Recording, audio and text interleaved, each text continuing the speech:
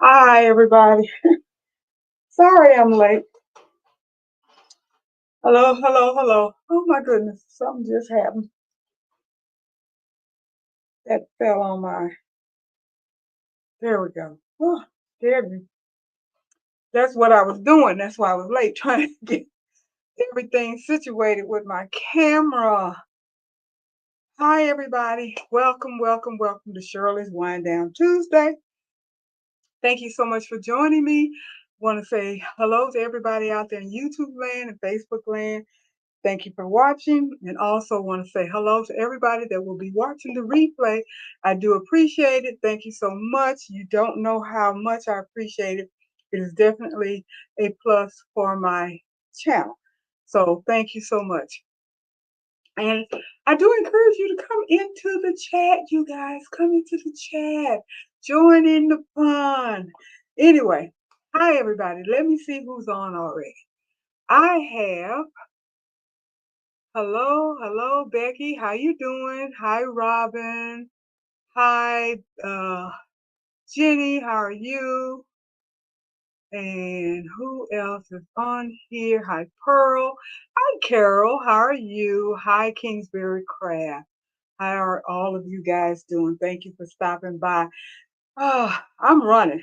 I have to tell you that all the way up to 15 minutes ago, I was on my machine working, trying to get my homework done. So, did you guys do your homework? Did you do your homework? I got something to talk about that particular situation, but I hope all of you at least try to do something this week that you've never done before, that you have been hesitant about, that you've been putting it off because you were either afraid to do it, didn't feel like you have the ability to do it, the confidence, or anything like that. So I'm hoping that some of you, whether you're on the chat or watching, actually did a project of some kind that you've never done before that you wanted to do. So we could talk about that tonight. Hopefully, I can. Uh, I don't want to mess up this thing anymore. If something falls on it, then all of my settings and stuff goes crazy, and my glasses are kind of dirty. What can I say? Um, that's what happens when you rushing and running and trying to do 55,000 million things at one time, which I was doing because, like I said, I can't ask you guys to do something that I don't do myself. Now, I have to tell you that I didn't wait until the last minute to do it. That's not what happened. I was busy doing something else, busy doing my Elster gift that is due on to be mailed no later than Friday. So I wanted to get that completed. I started on it, and well, I'll talk about it because it's all part of what we're talking about tonight. Trying to do something new and different that you've never done before because of your hesitation or your fear of failure or whatever it may be. So, for those of you that are online now, let me know. Just put it in the chat. Did you at least try one thing, just one thing that you've never done before? Now, I know some of you say you've never done towels, you've never done freestanding lace, you've never done caps, you've never done cards, embroider on cardstock. I mean, it was so many things that we talked about last week that you guys said that you never did before. Did you venture out and try any of those things? So, Carol, you said not embroidery, but I did my first heat transfer excuse me. I did my first heat transfer vinyl on t-shirts with my new scan and cut and heat press. Yay! That's great. That is absolutely great. How did that turn out and how did you feel about it? Because it doesn't matter whether it was embroidery, sublimation, heat transfer, whatever it is, if it's something you've never done that has to do with your crafting, and you have all of the equipment, all of your supplies, all of your materials, you've had it for a while, but you've never used it. It's just been sitting there collecting dust, and you spent your hard-earned money to get it because you thought you wanted to do it. Then you need to go ahead and do it, because I do know of some people that have bought expensive machines and have never taken them out of the box. Now, are you one of these people? I'm talking to the whole audience. Are you one of these people that have bought expensive equipment and you've never taken it out of the box? Be it an AccuQuilt die, be it a scan and cut or some type of cutter machine, a heat press, sublimation machine, rhinestones, um, what else? An embroidery machine of some type, a sewing machine, a serger, anything. Have you bought anything and you have yet to take it out of the box because you're intimidated?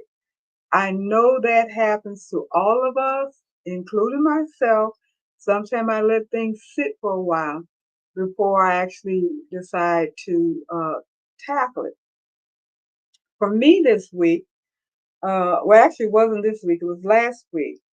I ordered my first DTF, I guess they're called game sheets or something. I have a job coming up that I needed to I need to use DTF on it because it was just too much to try to embroider, and I decided that I'm going to go ahead and send this in and get it printed up for me. But I haven't ironed it yet. I have not ironed it yet, so that's going to be my next thing that I'm going to be doing. Probably tomorrow evening when I come home from work, I'll probably start on something because I'm ready to start on that project. But that was something that I haven't done before, and I'm thinking about doing that. So, who else? Robin, you said you did. What did you do, Robin, that you have not done before? Go ahead and put it in the chat if you don't mind.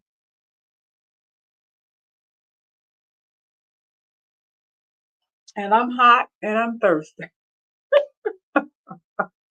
So, where's my water? I know I got water in here somewhere. Oh, yeah, there's no water. Because this wine is not going to really cool me off. But anyway, um, Robin said, "Yay, Carol." Jenny said, "Great, Carol."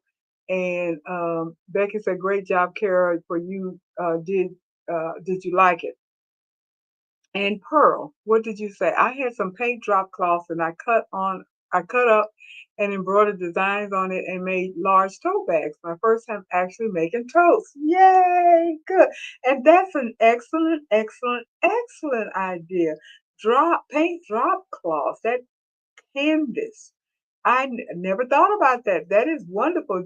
How many bags did you make out of that drop cloth? I'm sure it was large enough to make several. That is a good idea. I never thought about that. Did you serge it or stitched it up on the sewing machine? Let us know. And Robin, you said you made a freestanding lace granny square. Good, you finally did a freestanding lace. How was it? It was easy, wasn't it? It was definitely easy. I know it was. And so now you can go forward making freestanding lace projects now that you've tried that. So I'm glad to hear that. Great, great, great, great.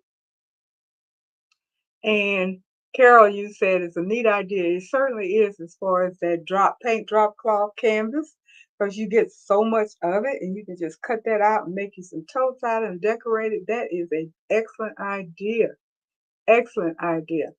And Becky said paint drop cloth is what I'm making the table tent out of. Good, good, good, good. That utilize those things. You save money because buying the canvas totes that are already made can be expensive. And I know the burlaps, I believe it's called a burlap. I think that's what it is. Let me look because I was looking at buying some because I'm not one to be making. And it's not so much that I'm afraid to make it, it's that I don't have the time or the skill because my sewing talent is not that good. So as far as me wanting to jump out and start making a bunch of stuff, I'm not for that right now.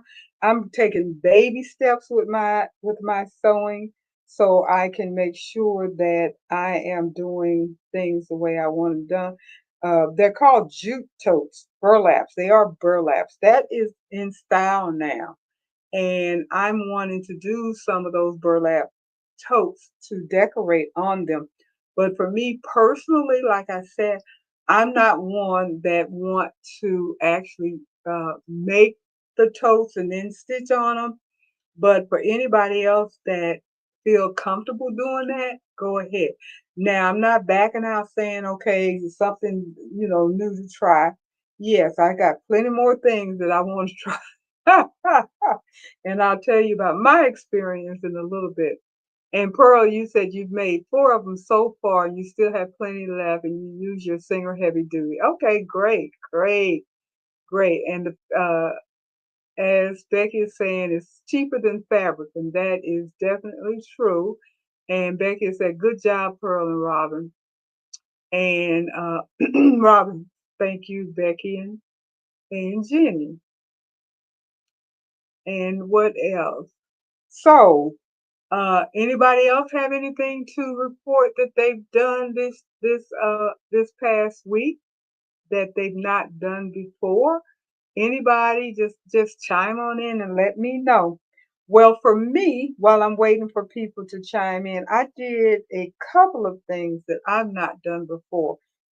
And one of them has to do with my Elster Elster gift that Jeanette is doing the Christmas in July, and I have a person that have to make something and send them to them, and Friday is the deadline. So I wanted to make sure I got it done. And I have to tell you, my challenge was I decided to use a design that I got off of Sweet Pea embroidery out of Australia. Not going to tell you what it is because there's a whole bunch of designs that they have that is absolutely gorgeous. And like I told you last week, I bought several of them last week, and I bought at least one of them specifically for this gift giving project. And um, I made one, and I wasn't quite happy with the turnout. It turned out fine, but it wasn't perfect. And I'm a perfectionist, so I was like, get blasted. I'm not happy with the way it turned out because, again, my sewing skills aren't that great. And this particular project, even though it is in the hoop, because they have that 50% off sale still going on for in the hoop projects, and I bought several of them. It's in the hoop, but in order to complete it, you have to do some machine sewing. And that's where my skill set is lacking with the sewing, getting seams together and just doing doing it the way that I know it needs to be done. And I have to admit, the biggest problem is I don't cut straight lines. Um, and I know that is my fallacy. That is my weakness. That's one of the reasons why I went on and got a AccuQuilt cutting machine and some dies because I know if I'm going to do any type of quilting, I'm going to have to be able to cut out the pieces precisely the right size and shape and all of that. And for me to do that on my own ain't going to happen. I'm a hit and miss person. Sometimes I do well, sometimes I don't, and I mess up a lot of fabric. So that's why I decided to get the AccuQuilt cutting machine. I got the Go Big. Is it the Go Big? I got the middle one. You got the baby one. The middle one is the Go, and then the electric one is called the Go Big. So I got the AccuQuilt Go. It's not the electric one, but it's the biggest one that's not electric, and dies and all of that kind of stuff like that. The set that I got gave me the 8-inch block set, and then I got strips and other stuff. So I got quite a few dies now where I can do a whole lot of stuff using my AccuQuilt. But again, I did that because I wanted to make sure that my cutting was accurate. Now, because when you're buying designs that require sewing to complete the project, you're not able to use an accurate quilt to cut it out. You actually have to cut it out yourself, and I don't always do it correctly. I'm not gonna say correctly. I don't always do it perfectly. I may be off a quarter of an inch, an eighth of an inch, or something like that. I notice, and unfortunately, when that happens, sometimes your sewing is off because you're not getting those seams exactly where they need to be. So, with that being said, the first project that I did was off just a tad bit, maybe I would say a quarter of an inch off. And I was like, I don't like this. I don't like this. Not to give. Now, for me to keep it myself, and I'll show it to you guys eventually after the gift giving situation is, I'll show you what I made.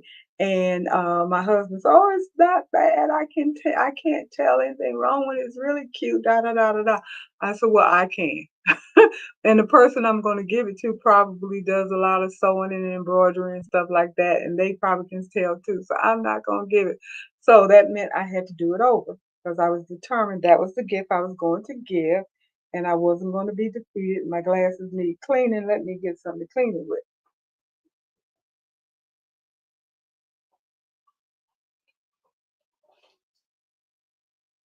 Because the smudges is running me crazy. It's like I can't see. I cannot see. So let me clean my glasses. But anyway, I being the perfectionist type person that I am, I wanted to get it better. So I did. I did it over, and the second one went well. So, what that means as part of what our discussion is tonight, when you do decide to do something that you've never done before, be prepared for it not to turn out perfectly the first time you do it. Because that's very common, very common. It's not unusual. And it doesn't mean that you can't do it. And it certainly doesn't mean that you should quit. You should just keep going and try it again and again until you get it done. What I recommend is, especially if it's something that you think is going to be complicated or what have you, make sure that you use like some scraps or something that you don't care if you mess the material up. It's not like you went out and bought the material specifically for this design or this project and then you mess it up and then you don't have any more material and that so forth and so on. Use muslin, use some scraps or something that you have laying around that, is big enough pieces where you can try the project out to see if it's going to turn out well. Also, if you got some scraps that you really like, then I recommend you do that as well. Because if it turns out perfect or turns out to your satisfaction, you might want to use it, not try it over again. You just want to go forward with that. So, but anyway, just keep that in mind. I don't want anybody to get discouraged because if you try to do something the first time and it doesn't turn out perfectly, don't quit. Because I have to tell you, that happens to me often, often. Rarely will I try to do something and it turns out right or to my satisfactory the first time I've tried it. Sometimes it does, sometimes it doesn't. It just depends upon the complexity of the project. But I don't give up. I'm not a quitter. I'm going to keep trying and trying until it gets till I'm satisfied with it. It may never be perfect. It may never be perfect, but if it's perfect for me, it reminds me of the slogan that Alexis has. I don't know her last name, but she has So Sweet Academy. She's a brother representative. So Sweet Academy is her channel, and she comes on at 5 o'clock, I believe, on Sunday night. So check her out. But anyway, her motto is it doesn't have to be perfect, it just has to be pretty. So it doesn't have to be perfect, but if it's cute and pretty and you like it, then it's good. Go with it. Don't worry about it because the more you do it, the more you will learn, the better you'll get. Because that's the reason why I decided to do that project over again. One, I was determined to have it look a lot better than the first one because that's the project I wanted to give as a gift. And two, I wanted to be able to do it and make sure that I could. So I accomplished both goals. So now I have it already bagged up, packed up, ready to take to the mailbox. I'm happy with it. So it did I did accomplish that task. So that was my first thing that I did that I had never done before, and that is using a sweet pea design. I had never used a sweet pea design, and I've always admired what I've seen online, but like I mentioned before, I thought they were relatively expensive, one, and two, complicated. And so um, I said, I'm going to try to do several of them. So I'm challenging myself big time. So the second thing that I did that is something I haven't done before because, like I said, I did my homework. Did you do yours? I mentioned before I had never stitched on clear plastic, PVC, vinyl, whatever you want to call it. And I had bought some, but I had not used it yet because I wanted to see how that works. How, because it's clear, you can see through it, you can see every mistake and stuff. And so I wanted to try it. Now, I have to be upfront and honest. I didn't start on that until today, earlier today. And the project that I did was an epic failure. It was an epic failure, I have to admit. However, I am determined to do this project.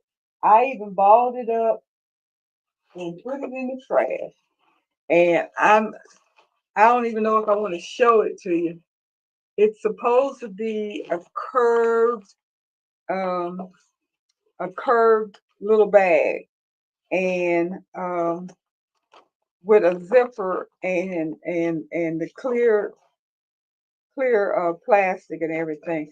The problem that I ran into was getting this doggone zipper on. I was not successful in this project getting this stupid zipper done.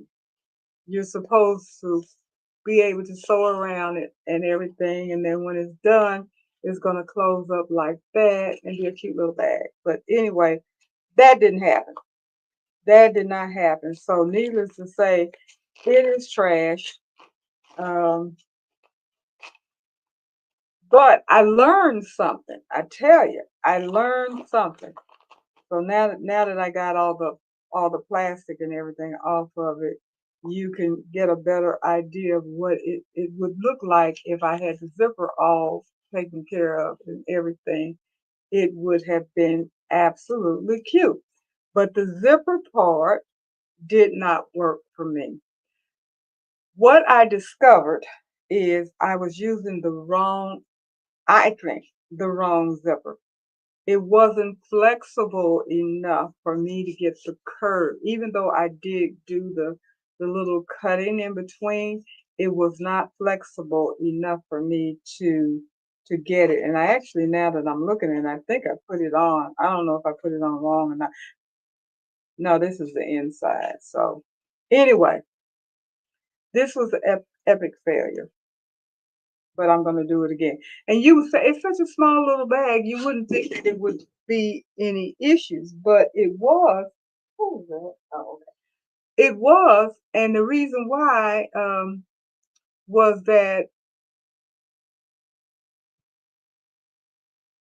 trying to get this curve zipper, and the only instruction you get with this particular designer is if you watch the video, and which I did. And I have to tell you, I'm spoiled, very spoiled. And the reason I'm saying that is because I have been doing most of my projects that require sewing and embroidering and all of that. Most of that has been done with designed by Juju. And Juju, designed by Juju, she will give you every little bit of instruction. I mean, when you get a project from her, and you're printing out your instructions, you can have 20 pages. She doesn't miss a step. She does not leave anything to chance. And I'm used to that.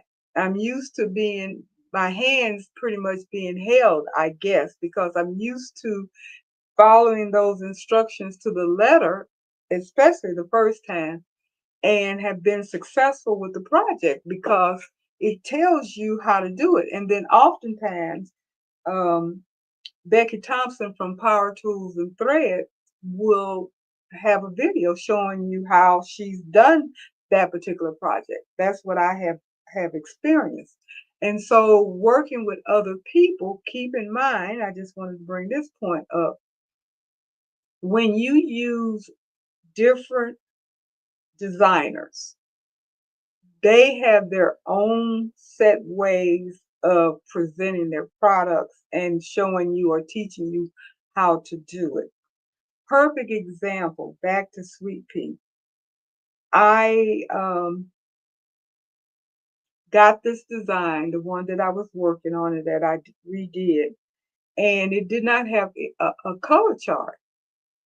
And it was multiple pages of instruction, and they had a video and all of that. So being able to put it together and stuff wasn't a big deal. I was able to put it together. My fallacy came with the sewing part of connecting all the pieces together and not quite getting the seams and stuff straight and everything. That's where I failed at, not the embroidery part that gives you clear instructions how to do everything. But there was no color chart, and it was 30. Let me repeat it again. 30 thread stops, but no color chart. So I did email them about the color chart, and the answer they gave me back was, well, we want everybody to have their own creative license and your favorite fabric and your own colors and blah blah blah blah blah.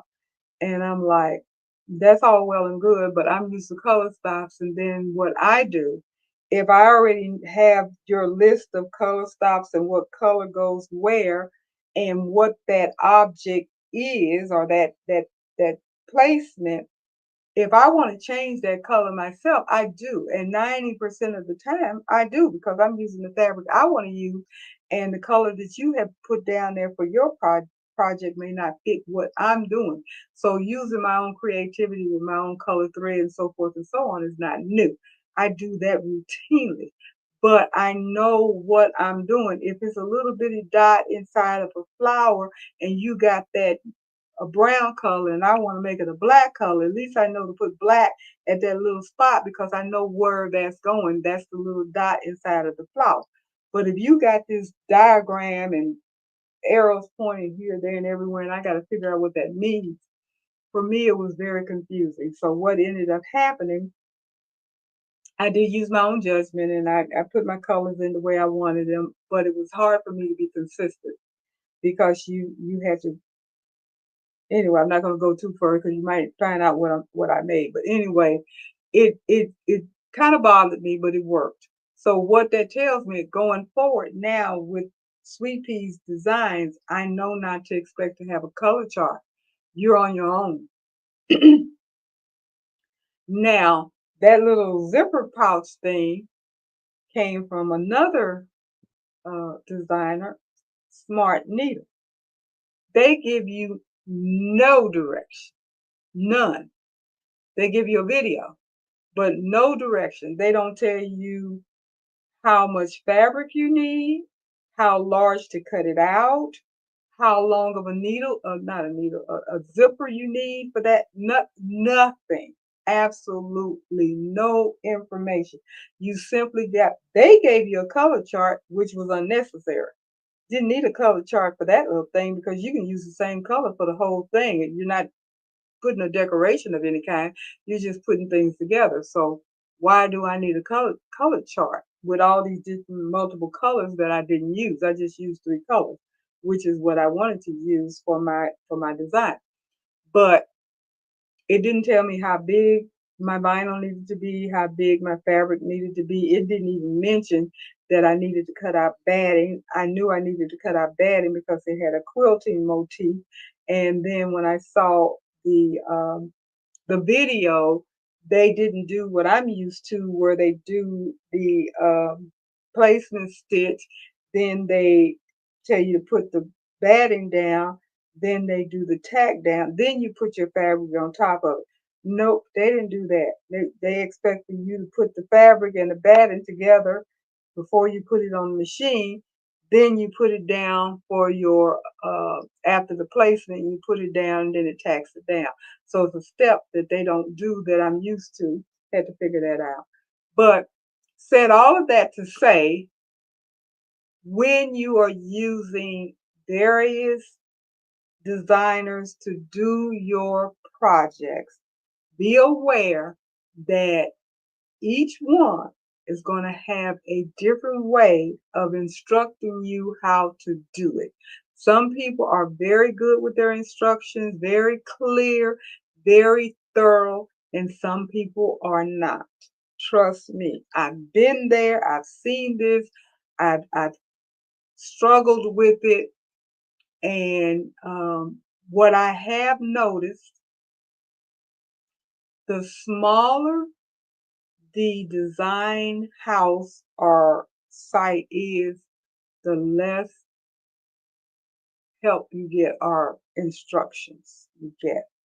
The bigger houses, the bigger websites that are very busy, like the embroidery libraries and the design by Juju's and Sweet Peas, and they're usually more thorough with their instructions. So, uh, especially, and I'm not being, um, you know, biased or anything. I have noticed my personal experience when you buy things off of Etsy from a small Etsy shop, you're subject to get less instruction. Not always, but I've found that to be more common than not. And I've also found several times where you get no color chart. Um, and that's unfortunate. The other thing that I do also want to warn, and I've said this many times and on various videos, be careful with the designs you buy off of Etsy. Stitch them out before you put it on your main project, because oftentimes you will buy something that has been auto digitized or digitized by somebody that is not quite up to par yet, and it does not stitch out well. Even when you read the comments and the reviews and all of that, they may not be as accurate as you would hope. Um, so just keep that in mind and be very careful with that. Carol, you're saying, can I save the zipper? No, because I had to clip it to get it to bend, and it's been raveling because I had to take it off and put it back on, take it off, and put it back on so many times. It's toast. It's toast. I'm not even gonna trip off of it. No big deal. Um, and Jenny, you said you haven't purchased anything from Smart Needle. Good to know. Yikes. Now I have I had not purchased anything from Smart Needle that required me to uh, put anything together. I had purchased some of their design, several of their designs, um, and I've had issues with them before, unfortunately. But this was the first time that I bought a design that needed to be constructed. And so that this is my experience. Now, I have to say that I got another vinyl design from them, and I'm almost done with it. Only thing is you're not going to be able. It's a vinyl bag as well. And the only thing I have to do with this is take it out the hoop and cut it out. Uh, cut cut cut it out and sew it up. So it's got to be sewn up as well. But I'm not going to do that right now because I have to concentrate and make sure I'm doing it correctly, or I will mess it up. I know that. I had first said I was going to try to do it online while we were talking, and I said, I don't think that's going to be a good idea. I don't think I would do that because knowing my luck, I will mess it up. So I'm not going to do that. I'll go ahead and do it tomorrow after I get back home from work and finish it out because the only thing left to do is the stitching on the sewing machine and I will be done with this bag. The zipper is on and everything. So that part is okay. Um, and Becky, you say it just looked like one thing I have ordered from there and it has the instruction and it gives you a color chart. Now, are you referring to Sweet Pea or are you referring to Smart Needle? And I have to say back to Sweet Pea when I uh, emailed them and they replied to me, they did say that most of their designs do not have a color chart. Some do. So I'm not saying they never give you a color chart, but that was the answer that I got back. Smart Needle, yeah. Okay, so you're talking about Smart Needle. Now, as far as instruction, I didn't get any instruction. I got the color chart. No instruction, not one word of instruction was on that color chart. Not one word. And I checked I extracted and everything, and I looked for another PDF or something, and there was nothing but the color chart. And I'm like, where are the instructions? So you go back online and you keep looking and looking, and it says video instructions. So you click on it, and the video pops up, and it tells you what to do, which is perfectly fine because I like a visual. But I was just saying, there is no written instruction that comes with the designs that I've got from them, the projects that you put together. And I've only gotten, if I remember correctly, I've only gotten two, maybe three at the most. But right now in my head, I'm thinking it's only two. And that's the two that I just got because the other few things that I purchased from them have basically been just stitching the embroidery designs, not something that I had to actually put together and make. So, but I'm not trying to say anything negative about any one of these design websites. I'm just giving you my experience and letting you know that you're going to have different ways of learning how to do things. So keep that in mind because when we reach out and try to do something new that we've never done before, I would recommend that you make sure that you select something that is going to give you good instructions up front so you don't get discouraged and frustrated. Like I mentioned last week, I believe it was when I was talking about appliques last week or week before last. And I mentioned that appliques was something that when I first started embroidering, I was really timid about because my very first applique design that I purchased, a design I purchased off of Etsy, had no instructions and I didn't know whether to come or go. I had no clue how to do applique, and it stunted me because I never did an applique ever after that until I actually took a class with Eve to learn how to do appliques because I thought they were extremely complicated because I was like, I don't know what to do with this. I can't figure it out because I didn't know anything about placement stitching and tack down stitching and then you cut here and do this and do that and all this. I had no clue what all that was about because I just didn't know because there were absolutely no instruction. You got all of these different lines and things here, there, and everywhere, but what do I do with this? I did not know. So if you find that you pick out a design that is not giving you the instructions that you need so you can do the project, it's going to discourage you. And I don't want that to happen. So I would recommend that you try to pick a design from a nice, large, well known embroidery design house, website, whatever you want to call it, that has a reputation. And if you can check to see if it has instructions beforehand, then do that. And I do know 100% Design by Juju is going to instruct you to death. They're going to let you know you're not going to miss a beat with that one.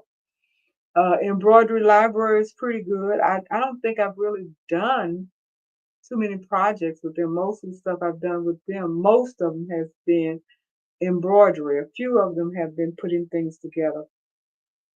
Creative Kiwi does a pretty good job with instruction.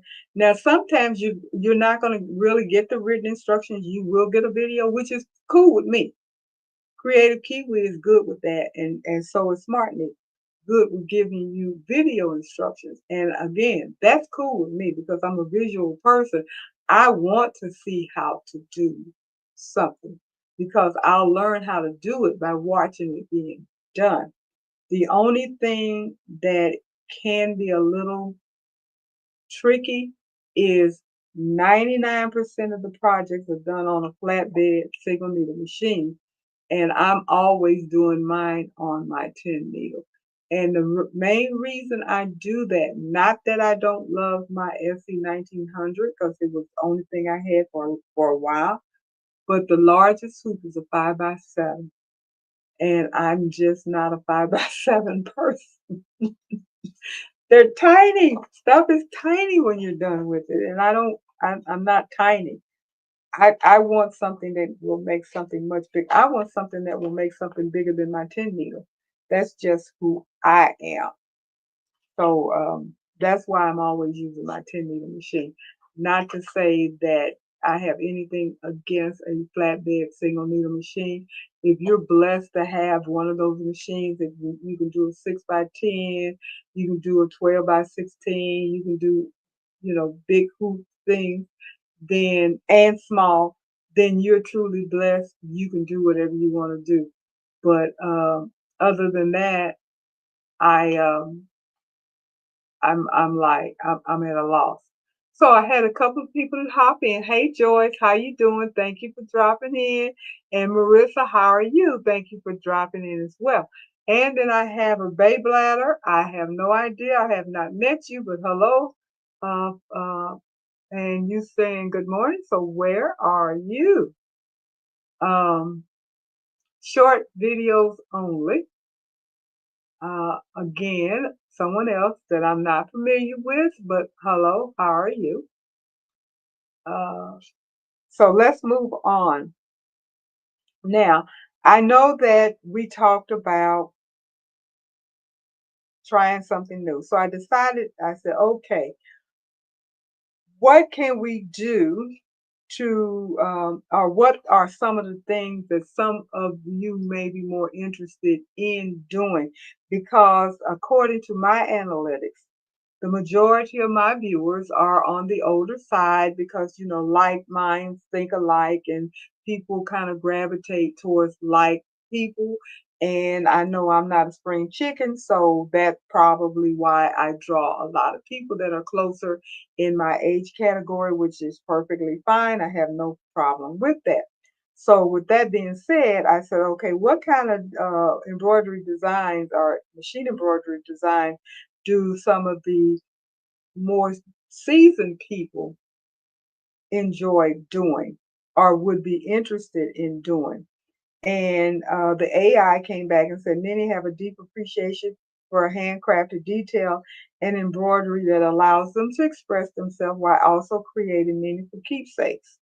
And so they listed a few things: faith inspired designs, uh, floral motifs, and in the hoop projects.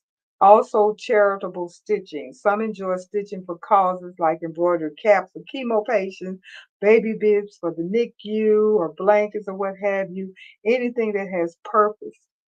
People tend to enjoy, older people tend to enjoy making these kinds of things. I have to be honest about it. I love in the hoop projects. Some of the things that they talk about is keychains, bookmark, mug rugs, small pouches, and something that is quick and fun and excellent for building confidence and new techniques. And they are. I'm not one to do a lot of those kinds of things, but I've done them and they are fun and they're easy. The floral motifs, of course, are timeless and versatile. And I love floral embroidery. I love floral embroidery. And you can put them on almost anything, such as runners and napkins and totes and garments and everything. And I pretty much have done that. Faith inspired designs, Bible verses. And in case you aren't aware, if you go on to Design by Juju and go into their free design section, they have a litany of free Bible verse embroidery designs that are free for you to download. And I mean tons of them. So if anybody is looking for any type of spiritual base um, or Bible verses per se for towels.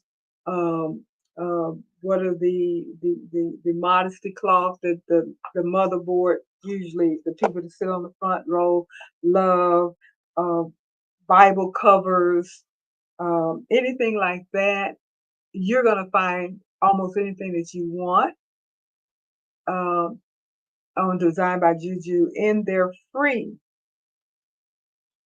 design category. I downloaded a whole lot, so don't let that pass you by if you haven't done that.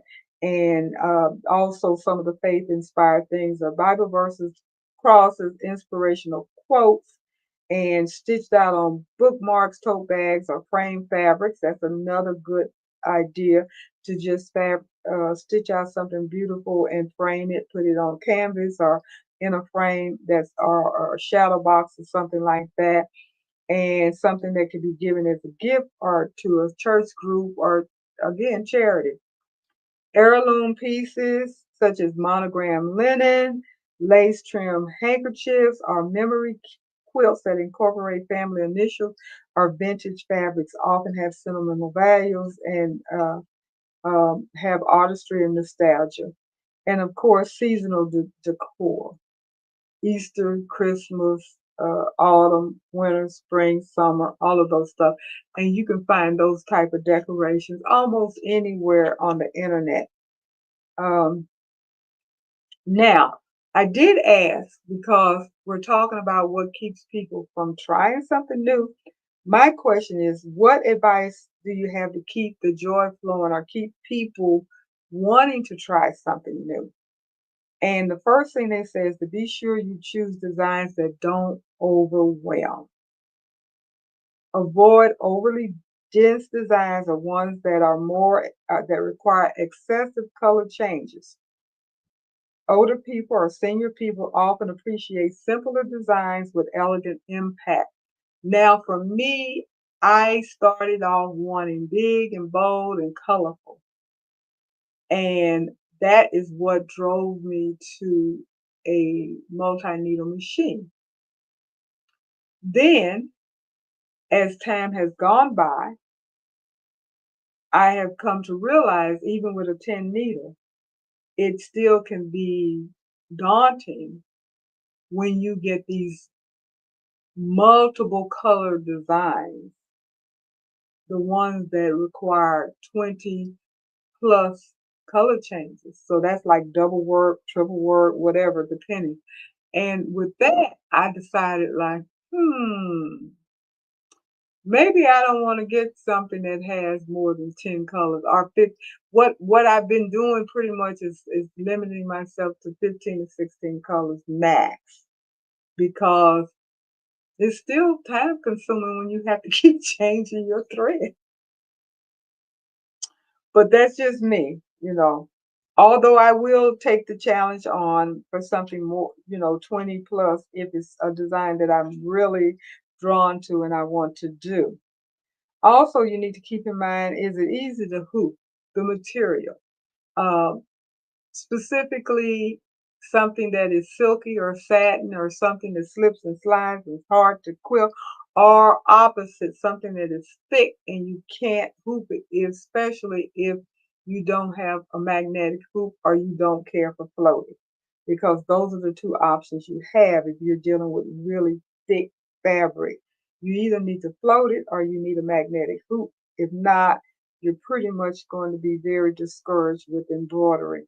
So they recommend that you reduce the frustration by not starting off making something that is difficult to hoop. Um, if you have a machine that does auto threading and stuff like that, that's a huge help as well because sometimes it's difficult to see how to thread the machine.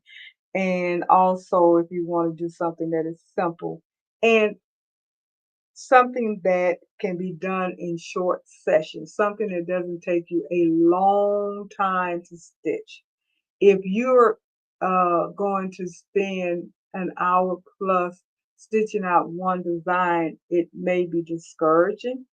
Now, let me give you a little caveat for me because I love screen, like window screen. I love the screen design and like I have in the back and on the wall and stuff like that where I've put them in the embroidery hoop and use them to hang up and everything. I love those. They turn out so, so pretty. Um, but it is recommended that you use a very dense design because the denser it is, the prettier it comes out. One design can take up to 2 hours or more. Just keep that in mind. I'm not trying to discourage you from trying it because I really want you guys to try it because I think you will love it. But just make sure that you are aware that if you pick a dense design like the one that works well with your project, that design may take up to 2 hours to stitch out for me because I don't go my 1,000 stitches per minute like my machine says it will do, especially with my screen. I think the fastest that I've gone has been 600 or 700. And with that, I've still had to stitch at least 2 hours with some of the designs that I've done. The shorter time frame, however, is much more desirable if I'm doing something. If I can get it in and get it out and it's not taking up too much time, then of course you're going to enjoy it because you can do more of them and you don't feel like you're stuck because I'm another one that sits and babysits my machine. So rarely will I get up and go somewhere else. I will find myself doing some things while I'm in my studio, but I'm still here because I want to hear my machine and see my machine because your machine will tell you if there's an issue just by the way it sounds when it's stitching. So I like to be around so I can hear that and make sure that I'm going to take care of my machine. Hey Leslie, how you doing? Marissa, did I say hi to you yet? No, I don't think so. But hello, thank you for stopping by. Do appreciate it. And I Karma Bay Bladder, I Karma, where are you from? And thank you for stopping by. I do appreciate it. You are new. I don't know you, but I thank you for stopping by. And who is the short video only? I'm not aware of you either. So hi, how are you? Thank you for stopping by. Appreciate it. Um, What else?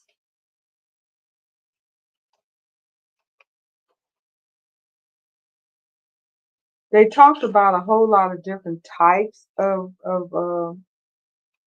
techniques and stuff as far as embroidering something new to try.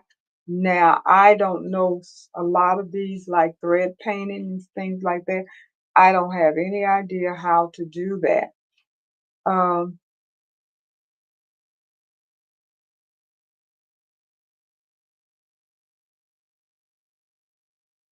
so I did ask the question about why people don't often venture into new territory with their machines, and wanted to find out why. What holds us up as far as being wanting to get out there, and then what motivates people to get out there. So, what motivates people would be growth and curiosity. That's for me. Exploring a new technique satisfies that deep creative itch to learn and improve. That's what I do. That's what I love. I want to learn, I want to improve, I want to know how to do something different. Whether it's diving into thread painting, which I don't even know how to do, trying 3D stump work, or playing with metallic thread, each new method adds another tool to the artistic toolbox. So some of those things, like the stump work and the thread painting, I'm not 100% sure I know what those mean. I'll have to look into that. Also, creative expression. New techniques open doors to tell different stories through texture and color and form. For someone who loves zhuzhing up their designs, experimenting with mixed media or shading techniques can bring ideas to life in unexpected ways. And that's what you want to do. Just try something new. Technical challenge. For more detail oriented crafters, trying out a sophisticated stitch or software features is part puzzle, part thrill. Mastering something like layering satin fields or working with applique and the hoop is immensely satisfying. Now, learning how to do it can be frustrating, but once you learn how to do it, and you can't learn without trying it, so you have to try it, then it becomes very satisfying because now you know how to do something different. And you can be creative with that and add it to something that you normally would be doing that would be more common, I guess. Also, it can be a therapeutic experience. A fresh project can revitalize the emotional connection to crafting. Have you ever found yourself burned out or tired or bored, or you just, okay, I don't want to do another towel. I don't want to do another mug rug. I don't want to do another wall hang. I don't want to do another t shirt. Same thing over and over and over again. I don't want to do that. I know that's what happens to people that have a big home embroidery a business where they're pretty much doing the same thing over and over and over again. I would love the money, but I think that would drive me crazy if every day I worked, I was doing t-shirts and more t-shirts, hoodies and more hoodies, because I've done that. I've had left chest logos out the wazoo. I've had t-shirts with wording on it out the wazoo. I've done towels and towels and towels out the wazoo. And with that, it's interesting if your designs change up because you like the outcome, but just the fact that this is what you're doing over and over and over every day, all day, I'm pretty sure that would wear me out. Maybe not if I'm making good money. Maybe not. I don't know. But anyway, a fresh project revitalized. Repetition is soothing, but novelty is energized. And sometimes trying a new approach is just what's needed to fall in love with stitching all over again. So again, try something new. Gift giving and personalization. People often seek new methods to make more meaningful or standout gifts. Think a lace stitch ornament for a first grandchild or a photo stitch memory pillow. And I know there's so many different things. When I first started embroidering, I was very much into learning how to do something new. Every time I turn around, I was trying to figure out something new, something different, something new, something different. And I got stuck in a rut. I did because it was easy to do the towels and the t-shirts and the mug rugs and all that stuff. And it was in the mask, the mask was the thing and it got easy to do those things. And then you just get stuck in a rut. But it's time for me to try to get out of that. So I want to get back to that creative spirit that I had when I first started 4.5 years ago. I want to get back into that creative mode of learning something new and trying something new and being more creative. The world of embroidery is practically endless, is what they're saying. You want to brainstorm a technique that you haven't tried yet but might love. If you never try it, you won't know that you love it. Um, so they talk about some of the stuff and the botanical layering in thread painting, which I bought a design from Enchanted Designs, and they have beautiful work on their site. And it is for a pillow, and it has these beautiful organza flowers that you make embroider, and then you're gonna put them on this pillow front. I haven't done it yet, but I'm wanting to do that because it is absolutely gorgeous. And if I can master that, I am going to be happy. I also bought some designs from uh, Artaplia, I think is how it's pronounced, the one that does the fringes, and some floral designs, just beautiful flowers, and they're all friends. I'm looking forward to doing those as well because I'm very intrigued with how that texture looks. And they have some other texturized designs that I got that I'm looking or I haven't gotten them yet. I have them put in my favorite box to get that I'm interested in doing and putting on clothing. And I think that's going to be really cute. So I'm wanting to do that.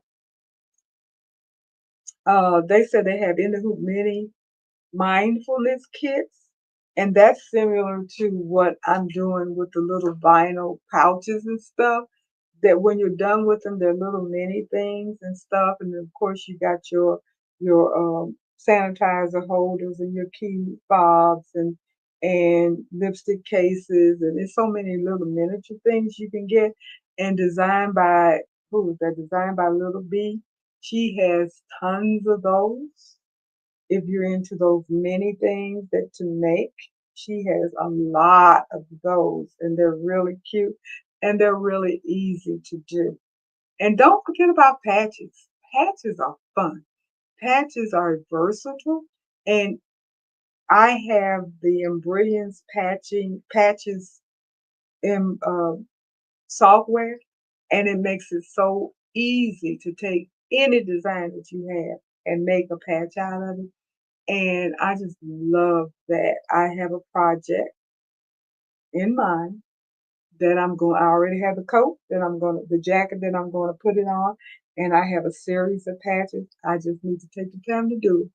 I'm going to make a bunch of patches and put it on my denim jacket, just like I did with my camel jacket. And I'm looking forward to that because I thought it was a lot of fun and I love the look and I've gotten a lot of compliments on that jacket.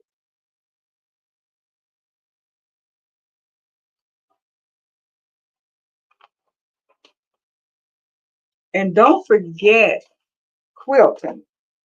Quilting is a project that a lot of you guys do, and it is extremely new to me. But what I have found with just the little bit of quilting that I have done, it can be very rewarding. I have seen some absolutely gorgeous quilts, and I look at it and I say to myself, could I ever make something that looks as good as that? I think if I took the time and actually tried to make a full quilt and use a quilting pattern, that I probably would fall in love with quilting because I love the outcome of a project when it comes out and it comes out pretty. Like Alexa says, it may not be perfect as long as it's pretty. Then that draws me into it. So quilting is something that any and all of us can do. If you've never tried it, and I know there's a few of you on here that's just like me, decided that you weren't going to try quilting or don't like quilting because you don't like cutting out all the pieces and all of that stuff. And I'm with you 100% on that. But I tell you, since I got my active quilt cutting machine, I'm less timid at wanting to cut stuff out because now that I know I can cut it out accurately, I don't mind sewing it together. I really don't. Actually, it's kind of fun to put it together and it turns out to have a good point like it's supposed to. That makes me feel good when I have those points uh, hitting like they're supposed to. And I said, oh, yeah, I did that. I did that. I got my points going. So, quilting can also be something new to do. Even though you may have quilted, have you tried all the different quilting techniques? Because for me right now, the next quilt that I'm wanting to do is the rag quilt. And I have to be honest about it. The reason I wanted to do it is 2 points. One, it's cute. Two, it looks like it's easier because I don't have to put the back on it and I don't have to bind it. I don't think. I don't think I have to bind it, but I know I don't have to put a backing on it. And so, with that being said, I was like, okay, that's right down my alley, trying that. And I've seen some cute patterns. Oh my goodness. Shabby, what? Shabby Fabrics has a beautiful fringe, not fringe, rag quilt pattern that I might get and try. It is really cute. Hey Christian, how you doing? Thank you for stopping by. And you said patches are the only reason I think about patches. What do you say? Are the only reason I think about using my single needle machine. Okay. I still haven't done patches on my single needle machine. I've done my patches on my multi needle machine. I still do patches, and you know you can do. Who is that? Romeo Ramirez has a older video that he did where he did multiple patches at one time in on his multi-needle machine, uh, and I thought that was really cool. Save time. I've done multiple patches at one time. They were the same patches, so but lining it up to do multiple different patches takes a lot of time, a lot of energy, a lot of thread changing, and all that kind of stuff. Because I tried to do that, and I said, "Man, it's too much work. Too much work to program all of that at one time." But I have done the multiple patches in the hoop, and if you're, especially if you're doing it for a project to sell or to give or whatever, then that's a lot of fun. And I've done it on my multi-needle machine. I have not done patches on my 10 needle machine, but of course you can. But you said that's the only reason why you think about using your single needle machine. Okay, so why don't you do patches on your multi needle machine? That's my question, Christian. And for those of you that have come in later, Leslie, Christian, Marissa, you, I don't know if you guys know there was homework from last week. Who else? Joyce. Did you guys do your homework? Did you do a project that you have always wanted to do, but you kept putting it off for whatever reason that may be? Lack of confidence, not sure how to get started, thinking it's going to be too complicated, whatever. George, you said no. You went on to answer that question right quick. I got a message from Danielle today too, and she said she hadn't done hers either. She wanted to know if she could get a makeup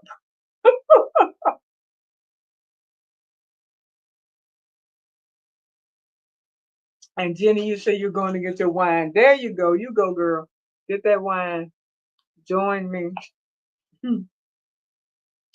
Now, new designs. I wanted to bring this out. Uh, what was the question about what can overwhelm you? And it's common to underestimate how long a simple design might take once you factor in thread changes and color stops. But I had this particular design, the one that I got from Sweet Pea that I just did, that had 30 thread stops. It said it was going to be a 55-minute stitch, and it literally took me an hour and a half. And that's because of all of the thread stops and the color changes that I had to do. And then also looking at the video and what have you and all of that. But it definitely took more than the 55 minutes. So you have to make sure that you take into consideration when you're doing the design. It may say 20 minutes, 30 minutes, 45 minutes, 10 minutes, whatever. You have to take in the extra time it's going to take if you have to do some changing thread, especially if you got a single needle, if you have to cut appliques and trim it and all of that kind of stuff, all of those things are not counted into the design time. What's counted in the design time is the stitching per minute. That's all. So whatever that time tells you it's going to take, that does not necessarily mean that is the time it's going to take to complete the project.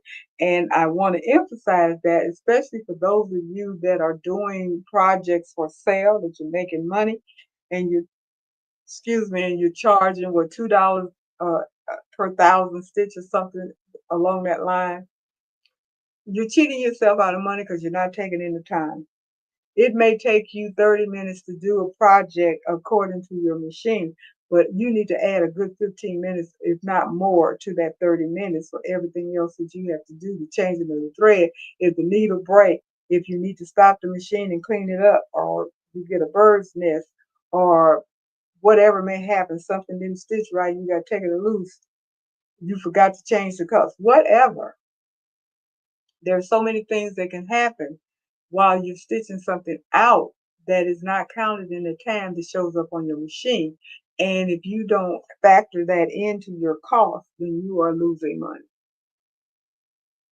Uh, Joy, she said, I wanted to use my cap hoop, but didn't get around to it. Okay. Well, we still got time to do that. Got to use that cap hoop. You got it. You got to figure it out. Christian, I have done them on a multi-needle, but I just like using a single needle better for the patch. Okay, that's fair enough. I have yet to do that. Um,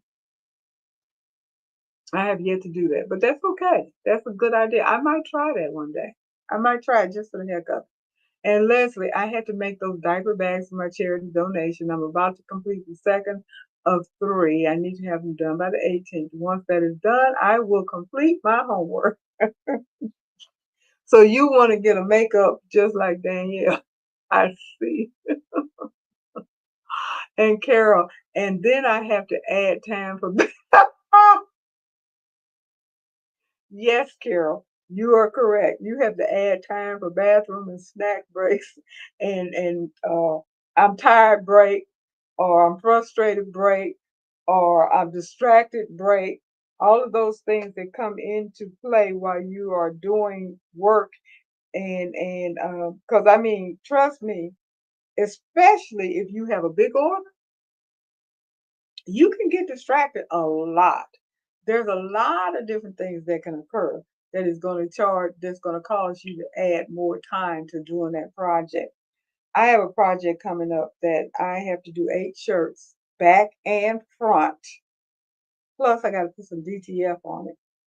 And I'm going to be honest as I can be. I am dreading doing it. I am doing it for family. There is a deadline, and I got to get started on it. But I'm not looking forward to it. I have to be honest about it because it's back and front. And that's work. That's what? 16 hoopings. Thank you very much. 16 hooping. But it is what it is. Uh, it's easy to get distracted. It's easy to get, because it's going to take time. Not only do you have 16 hooping, for me right now, I have only one 8 by 13 hoop, and that's a good idea. Maybe I need to get another 8 by 13 hoop. This is the perfect time to actually invest in one. But anyway, it takes time to hoop. It takes time to hoop. And I have two 5 by 5 hoops for left chest logos because I do more of those than anything, which is good because you can be hooping while it's stitching and hooping while it's stitching and hooping while it's stitching. But when you don't have one hoop and you have to do multiple hoopings with that same size hoop, that even adds more time. And you think it's a 3 hour job. That 3 hour job just turned into 6 hours. It doubled. That's a whole day's work. I know that for a fact. Been there, done that.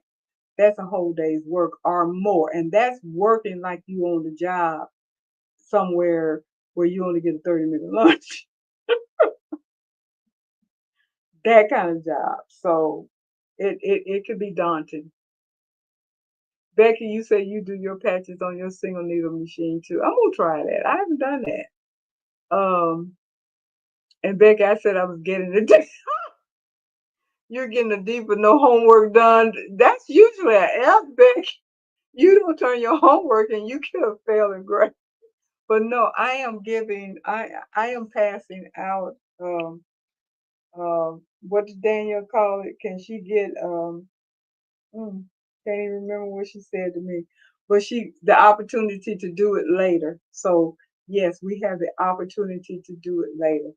And Jenny, you're back. You're back with your wine. And cheers.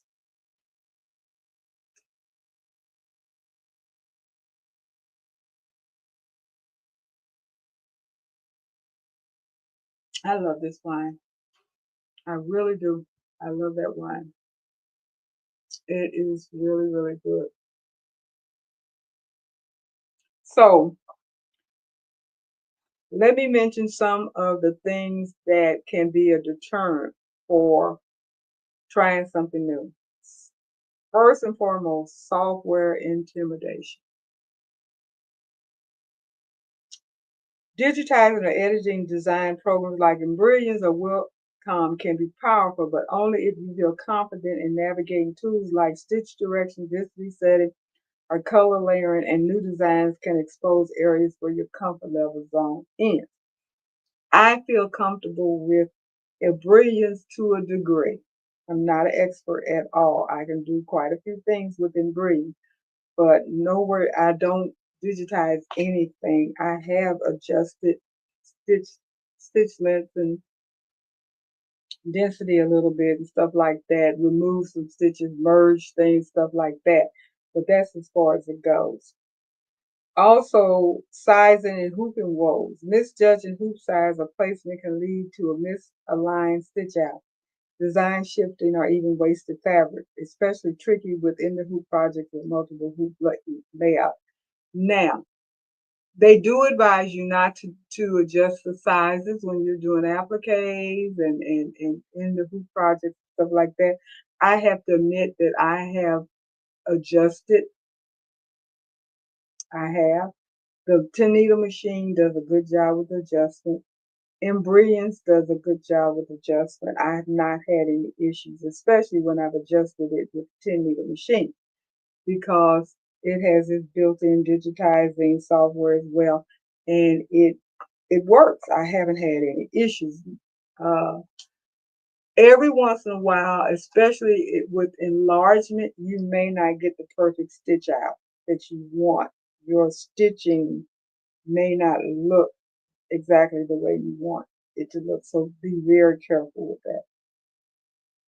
Material or stabilizer mismatch. Trying a new design on unfamiliar fabric like stretchy knits, velvet, or vinyl without adjusting the stabilizer or tension can lead to puckering, thread nest, or skip stitches. So be careful with that. Follow the rules of stabilizer and fabric and needle and your density of your design. So there are things that you have to think about when you are doing designs. You have to think about what is your material so you'll know how to hoop it. What is the stabilizer that you need so when you do hoop it, it's going to stitch correctly. What type of thread you need, what size needle you need. Those are things that you have to take into consideration. Color uncertainty. When there's no clear thread chart or digitized colors look different from real spool, people hesitate, unsure how to tweak colorways or whether blending will work as magic. Now, for me, I have always, from the very beginning, pretty much followed my own rule with thread because the majority of designs are done using Madeira thread. I'm not a Madeira thread user. Not that I have anything against Madeira. I don't. I love Madeira thread. I just never started off with Madeira and based upon recommendation about other threads because it was less expensive. So I never started off with Madeira, so I never picked up collecting Madeira thread. When I discovered Floriani thread, I fell in love with it. So I've been pretty much using Floriani thread. Now, what does that mean? That means that if I get a design and it's been created with using Madeira thread, and I want my project to look like the project exactly or as close as possible as the design, then I try to select a color that is comparable because they do have thread conversion sheets. But what I have found, unfortunately, with Madeira, you don't find a lot of Floriani that matches the Madeira thread. I do not know why, but that seems to be the case. However, they do have comparable colors. So I try to match it. Then, depending upon the color of the background fabric that I'm using or what my colors are that I like or what have you, I may not use any of those colors. It just depends upon what I'm stitching because I don't want to use a weird color that's going to make it look stupid, but I also want to make sure that it's personalized for something that I like that's going to work. So um, selecting your colors can very much be personal, but you want to make sure that it's going to make sense. Use the thread that you have. Don't go out trying to buy Madeira thread, Floriani thread, candle thread, exquisite thread, whatever isocord, whatever that particular design was made with. Don't go try to buy that exact thread to match it because you feel like you have to. If you decide to do that, it's because you want to. Don't do it because you feel like you have to because you don't. Because 9 times out of 10, you're going to have some thread in your stash that is going to be comparable that you can use. I've heard people try their best to match their thread and it frustrates them because I don't have that green, I don't have that, I don't have that. You don't have to have it. If it's green, it's green. If it's lime, it's lime. If it looks like it, then it's okay. It doesn't have to be the exact same thing.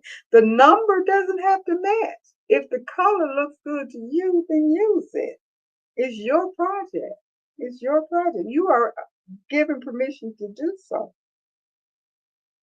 Um, Fear of wasting material, especially with expensive threads. Specialty fabrics are emotional projects like gifts or heirlooms. The fear of messing it up can hold you back from even starting. Now, I think that is way up the line. if it's not number one, it's probably number two of the reason why people don't venture out to try something else because they're afraid they're going to mess it up. And if you mess it up, I've wasted my thread, my material, and my time, which is true. You have. So what? That's how you learn.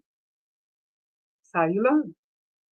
So that's why I recommend if it's something spank brand new that you never tried before and you're not confident that this is going to turn out right, do not use the best. Do not use your best fabric. Do not, let it be something that is not going to really hurt you that bad if you mess it up and you pitch it. No big deal. It's not going to, we got tons of scrap and stuff laying around. I'm pretty sure. I know I do, so I'm pretty sure you guys do too. That you can use as a practice and try it. Is it going to use up your thread? Yes. Is it going to use up your fabric? Yes. Is it going to use up your time? Yes. But how else are you going to learn? So go ahead and do it and make sure that you benefit from that experience.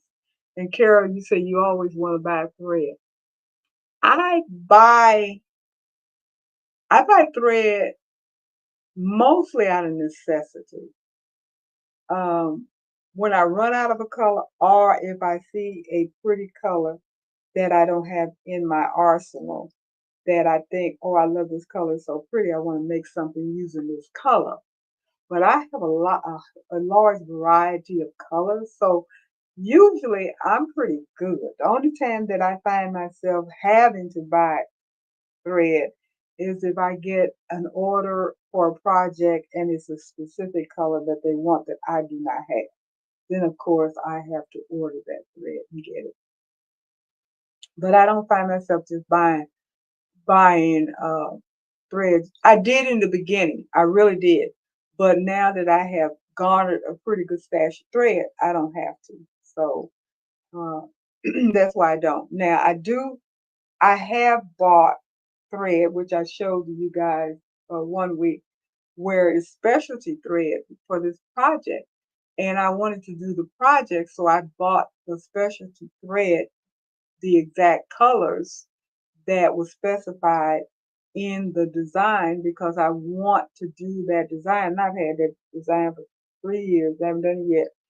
But I want to do that design. I wanted the outcome to be exactly the way it shows because that's what's pretty to me. So I bought the thread exactly what colors were mentioned. But other than that, I don't normally buy thread to match the color that the project requires, unless it's something that my customer is wanting me to do. And that's all part of the cost, if that's the case. Uh, perfection paralysis. That'd be me. You're not alone if you sat in front of your machine, start staring at the screen, second guessing every setting. New designs can trigger perfectionism that stalls progress. To ease these bumps, many seasoned stitchers run a dress rehearsal on scrap fabric first. And then what I just said, keep a test log with notes on tweaks or digitally simulated designs before ever threading the needle. Want help planning a smoother approach to your next adventure step? Walk through a checklist and pick practice-friendly fabric and stabilizer combos. That's what you need to do. Be adventurous and get past the common snags so you can try new projects. Think of this as a creativity rescue kit. Try it. Don't don't just let it, you know, beat you down. Now they have some suggestions. Simplify the design before you stitch. The solution: break complex designs into smaller test sessions. Use your software to isolate tricky areas or reduce layers temporarily. Many stitchers create a practice zone to test dense or new motifs before committing. Conquer your software hesitation. Solution: Focus on just one new tool at a time. For instance, spend one afternoon getting comfortable with embroidering stitch direction settings. Watching a short targeted tutorial can also take the edge off of that being overwhelmed. Now, I watch a lot of tutorials on how to do certain things before I will try it. Watch the tutorial all the way through before you try it. I tried to do something recently and I thought I knew what I was doing, and I watched part of the tutorial and I said, oh, I got it. I tried it and realized that there was a step that I took I shouldn't have taken. And I said, oh, oops, screw that up. I cut something wasn't supposed to get cut yet. That's one of my biggest issues. I get kind of ahead of myself with that stuff. So watch a tutorial video all the way through before you actually start doing it. That way you'll have an idea of what they did step by step to accomplish the goal. Then you can go back and watch the video and go step by step. What I do, I'll watch a video and I watch it all the way through. Then I watch it again step by step. I'll see them do a step, I'll pause, I'll do that step. Then I'll start it again. I'll watch another step, pause, and do that step. Then I continue to do that until I complete it. If I don't quite understand it, I will play it again, that section over and over and over until I understand what is being done. That's when you're learning how to do the project. There's no harm in that. That's how you learn. And do it until you get it right. Do it like this zipper fiasco thing I did. I looked at that thing, I don't know how many times, and I still didn't get it right. Uh, Kept trying, still didn't get it right. Took it a little 55 times, still didn't get it right until I finally gave up and said, nope, this is the end of this one. I'm going to have to start all over from ground zero with a different zipper I think will be more flexible. I think that was the issue. Not sure, but I'll know when I try it again. And I'll let you guys know if I'm successful. Plan hooping like a pro. Print a paper template of the design with crosshair and use it to test fabric placement before hooping. Sticky stabilizer or magnetic hoops can be lifesavers for precise placement, and I agree with that. And if you have a machine that will read a targeted sticker, do the targeted sticker. Our 10 needle machine and several brother machines use the snowman, which is an excellent targeting tool that will make sure things are aligned correctly. And usually if you print out your design, you will have a crosshair, and that gives you your center. So that's very helpful as well. Always, if possible, print out your design and place it where you want it to stitch when you're hooping it. So you know that you've hooped it correctly to the point where the design is going to land where you want it to be. Always match the right stabilizer and fabric. There's several different techniques for that, and we've talked about it. They also mentioned get a reference swatch book. Stitch out many designs on common fabric stabilizer combos and jot down what works. This quick access cheat sheet grows with you and builds confidence. That's a good idea. I've heard of this before. I've never done it, but that's not a bad idea, especially if you do things like wool and silk and knits and the cottons and the burlaps and stuff like that, and you stitch it out using particular stabilizer and see what works best for you, and just keep a sample of that and create a book out of it. Then you'll know when you run across that type of material again what you use, and hopefully that will work for you. Write notes about how many layers you did, or did you crisscross the stabilize, all of those kinds of things. There are little techniques that you can use. Tame the thread color chaos. Lay out your actual thread spools next to your printed color chart. I've done that. Digitized shades can be misleading. Don't be afraid to go off chart. I mentioned that. If it suits your palette better, blend with your instinct, not just the numbers. Uh, when I have a color chart, that's why I love them. If I'm not using the exact color that is on the color chart, I will list down the color I am using and put that number down. And when I'm using my 10 needle machine, not only do I list out the number or the color of the thread for that particular sequence, I will also list the number. Like if my black is on 1 and my white is on 2 and my red is on 3 and my green is on 4, on and on and on. So I'll know where it is when I'm programming the machine.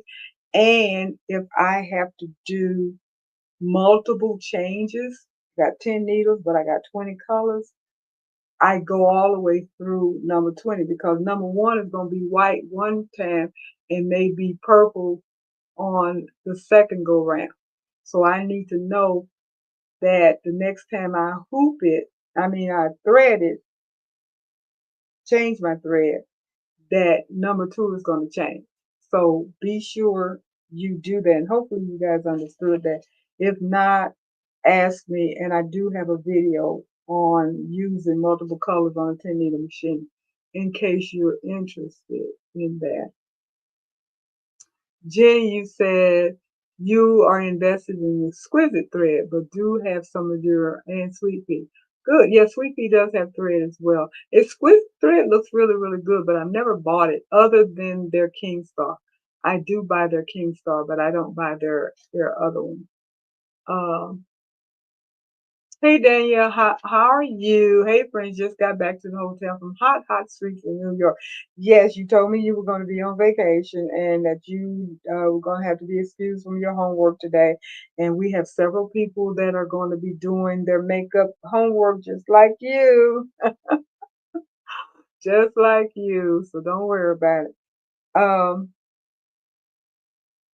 Work through fear of wasting. Keep a designated experimental stash. Use remnants or low stake fabrics, like I said, for first runs so that mistakes feel like play are not lost. You might even stitch on muslin and frame the test as a reminder of the progress. That'd be, and then I know um, Eve always suggests, which I don't do that anymore. I did in the beginning, but it got to be a bit ridiculous as far as space.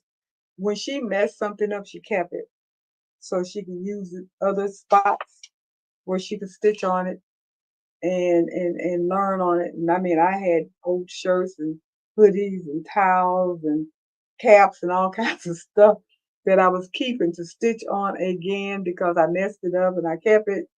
But then it, like I said, my power grew. And when you're moving and stuff, you get rid of stuff like that because this is, you know, wasting space, I guess. But it's not a bad idea if you keep some things that you have made mistakes on and just use it as a tester. Because hoodie material, t-shirt material, towel material, and you're going to stitch some more, try it on that, on another side, another area of that particular garment.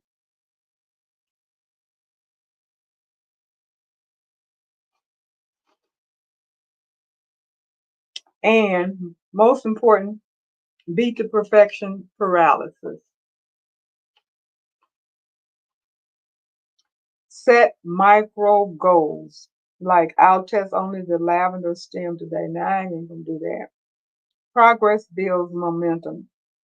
Keep your first successful project visible. This is a tip as a reminder that you tackled new things before. And I've done that.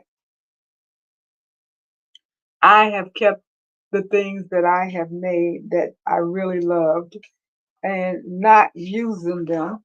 They're just things that I made and it turned out successfully.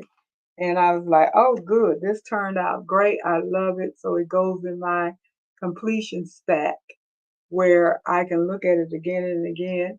Um, Maybe one day I'll eventually give them to somebody, but because it does grow because I've done quite a few things, and not necessarily using them per se, especially when they're projects and stuff like that. I don't use every project. Like I got tons of mug rubs that I don't use.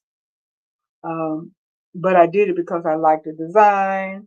I wanted to try it. It was cute, and I didn't necessarily turn around and gifted it to anybody, which I should start doing. And Daniel, hey Becky, dang a D on your homework. No, she didn't get a D. She didn't do it. I told her you don't get a D for not doing your homework. That ain't the way school is. You don't turn in your homework, you fail, honey. You got to redo it, or not redo it. You got to do it. You got to turn it in. So everybody who did not do their homework have to do makeup homework, y'all. Makeup homework. You're not having to show it to me, of course, but we do need to talk about it. I do seriously want you to try to do something you've never done before. I'm not going to harp on this the second week that we talked about it, but the reason I brought it up again this week because we were supposed to be doing our homework, and I wanted to make sure that those people that did do it could tell me about it, and also to let you know that I did do two things that I had not done before, and one of them I was successful with, and the other one not yet. I messed up the vinyl thing. Wasn't because of the vinyl. It was because of that stupid zipper that I wasn't able to put in. But I'm going to finish it. Don't know when that's going to happen because next week I'll be working on a different project. But I will do that particular project and complete it. I promise you that eventually because I'm not going to be defeated. I'm going to learn how to do that curved zipper thing. It should not be that hard. I have to figure out it's not hard. What was difficult for me was the taping it down to get it in the correct position so the stitches would catch where it's supposed to catch. That was the problem. I wasn't taping it down correctly, and I have to figure out how to do that. And like I said, I think my issue was the zipper itself was the wrong type of zipper. But we shall see when I start that project over. So Danielle, you said you did take a bit of a me day on Sunday. Good. After watching Shirley's last Tuesday live, it gave me some new inspiration. Yay! Great. So I had to work on my UFOs in order to make room for new adventures. Sound good. Yes, thank you, Danielle. Because we do need to think about new adventures and we do need to have the inspiration to try something new. Every time I look at YouTube and Facebook, I run across somebody that is doing something that I find interesting, and I say, I might want to try that. Hmm, I might want to try this. That's a good idea. Oh my, that's cute. I ought to try that. And then some things I look at and say, ain't no way. Ain't no way. But my thing is I do try to shun away from things that require a lot of sewing, and I need to stop doing that because I really need to pick up my sewing skill and my serging skill. And so when I get time, hopefully next month, more towards the end of next month, I want to start emphasizing more time and conversation about serging. So those of you that are out there that have serging machine and you know how to serge, I'm going to need your input and your help because that's a machine that I have that yes, I have used it, but I have not mastered it at all. And I want to be able to use my serger because it is a good tool. It is really useful, especially in sewing or serging or garment making, I guess would be the best, or not necessarily garment making projects.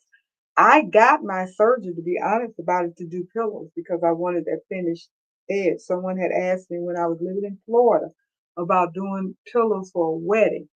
And I told them, yes, I can do pillows because they saw the pillow that I had made. And then I thought about it. I said, if I'm going to do pillows to sell, I need to make sure that the edges are finished correctly. So I need a surgeon.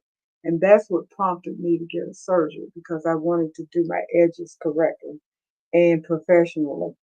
But I've not really put in the time that I need to learn how to serge correctly or proficiently, I guess would be a better word. I've done a little surgery, but very, very little.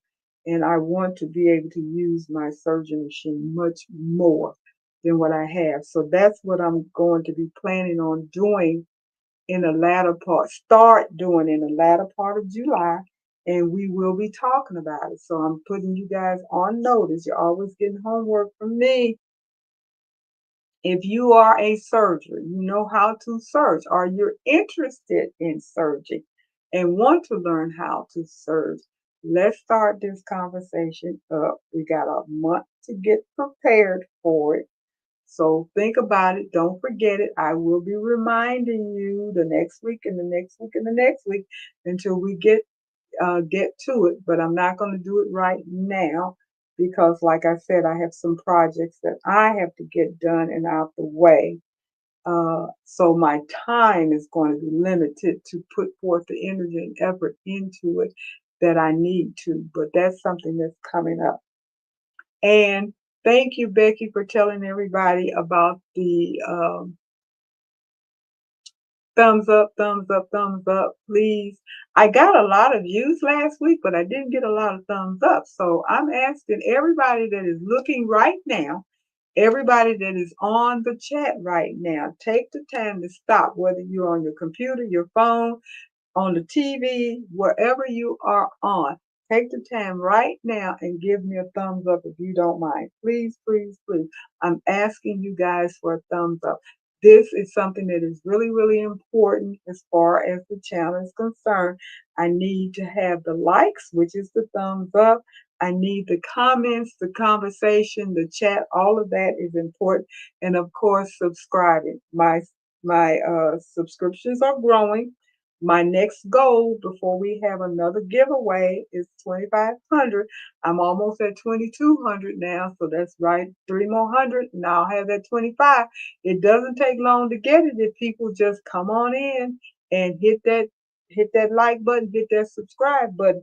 Like I was looking at Alexis today, and it was really very good that she said it only takes a click. Just pick up the mouse and click, and you hit the like button.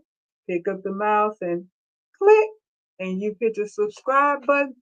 Cost you nothing. Absolutely nothing. You not spend one dime. It just takes one finger and a click, and you've done likes, you've done subscription. Hit the notification bell so you know when I'm coming back on. Also, give me comments, give me suggestions, give me what you want to learn, what you want to hear, what you want to discuss. Let me know. Okay, Shirley, let's talk about this. Talk about that. What do you think about this? Have you tried that? Are you interested in this? Have you heard about this? Those are questions that you can ask me, and I will take the time to do the research and find out and come back to you with some information. That's what I do. But I need the suggestions. I need the information. I need you to help me out. Cause trust and believe me, this little pea brain right here runs out, and I be scrambling, I be scuffling, I be digging, I be looking, I be trying to figure out. I said, okay, come on now, Shirley, come on, think of it, think of it, think of it. What we gonna talk about? What we gonna talk about? It's not easy. It really is not easy. So all the help I can get is greatly, greatly appreciated. So Danielle, you said that. You're talking to Jenny about having a great time checking out the sights in the city as New York is wonderful. Today we went to see the resting place of Alexander Hamilton and his family while down visiting at One World Trade Center. That was cool. That was cool. I love doing those kinds of things. It's interesting how I'm a history buff Well, I won't say necessarily a history buff, but I do like history. And I love museums and things like that. Those things really do impress me. I love the mall in DC. Every time I've gone there, I've tried my best to walk around and see everything. It's good to know. And oh my goodness, don't even mention the Smithsonian. And unfortunately, I have not had the opportunity yet to visit the African American History Museum. But if it's the Lord's will, and I was living right there, now I'm not there anymore. But if it's the Lord's will, when I get back in that area, I'll get a chance to go and see that if everything don't get taken out of there. But anyway, that is what I love to do. And Jenny, you say you like history too. I really do like to know from where I came, what happened, who did what, when did it happen, and how is that affecting us now? Because it's truly true that if you don't know your history, then you tend to repeat it. And some things you don't want to repeat. So you need to know your history. You need to know, okay, this happened and it didn't turn out well. So maybe we don't want to do that no more. Maybe we don't want to do that again because that didn't turn out well. Or this was a good idea. It did really, really well. Maybe we want to try that again. It was successful. So it's good to know your history. I know a lot of people in school did not like history. It was like, oh, that's boring. I don't want to. Well, they made us remember the dates and who did that. Now, like, I could care less what back then I did okay in. But right now, it's like, I don't care when it happened, the date specifically, the era, yes, the time frame, yes, but I don't need to know the specific date that it happened. I got to remember the date of this particular whatever. Anyway, I just like to know what happened. And Leslie, you say you're a native New Yorker. You go to Ellis Island and ride on the speedboat if they still offer it. Yeah, that's good. That's good. I've seen Ellis Island. I did not get a chance to go there the last time I was in New York. So hopefully when I go back to New York, I will get a chance to do that. Also, I went to the World Trade Center. Now I was told I went in, but I don't remember going in. But anyway, I want to go back and do that again. And what else? I didn't get a chance to go into Central Park. I wanted to take one of those rides, horse and carriage ride through Central Park as well. I haven't done that. But New York is a hustle and bustle and fun place to be, to visit. I don't think I would ever want to live there. Had an opportunity, passed it up, not disappointed that I did. When I first got out of college, that was one of the first professional jobs that was offered to me was in New York and as a custom inspector. And I turned it down and I'm not unhappy that I did that. But anyway, it might have been an interesting job, but it just was not for me at that particular time in my life. And I really hadn't coming from Mississippi and going to New York. I think that would have been a huge culture shock for me and my kids. So, nah, I don't regret not doing that. Okay, Carol, you said night to all. Hubby has dinner already. Good, yes. It's getting close to that time, and I do appreciate all of you being here and participating and adding and I'm very serious about the comments and the questions and all of that and of course the thumbs up and stuff. And Robin, you said that you've done the carriage ride through Central Park and it's lots of fun.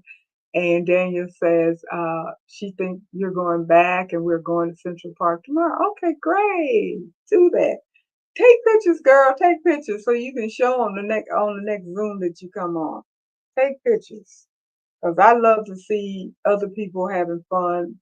And I love to see pictures of me having fun as well. So be sure to do that. So it is just about time to wrap it up. And again, like I said, you all can go on to my channel, put comments in. Please do that. The thumbs up, very important. If you haven't done it already, please do that. And subscribe. If you are not subscribed to my channel yet, please do that. It is so important. I do appreciate it if you do, so we can get that number up. I want to hit that 2,500 because I want to come up with a really, really good gift for the next giveaway. And Leslie, you said ride the ferry too. I did that. That was fun. That was a lot of fun riding the ferry in New York. So do that as well. So with that being said, I am going to go ahead and say good night to everybody. I will see those of you that come on Zoom tomorrow night. And then I will see everybody else next week if it's the Lord's will. So I'm going to go ahead and say good night to everybody. And please have a wonderfully blessed rest of your week. And I will see you guys then. You guys take care and good night.